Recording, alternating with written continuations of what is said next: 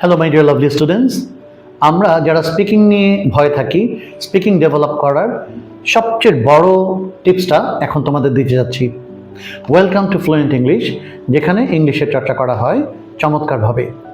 স্পিকিংয়ে আমি 3টা সাজেশন তোমাদের দেব। Number 1, speak to yourself everyday. That means নিজের সাথে কথা বলো, in front of the mirror or your selfie, নিজের সাথে কথা বলতে থাকো। Number 2, speak more and more.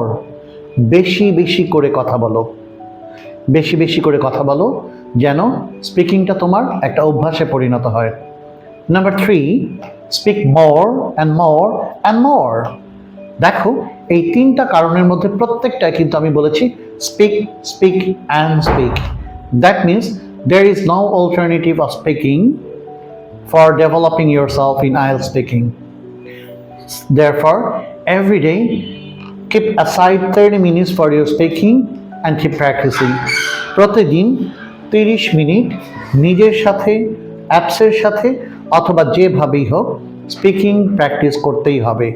And only then you'll be able to secure above 6.5 band score. মনে থাকে যেন।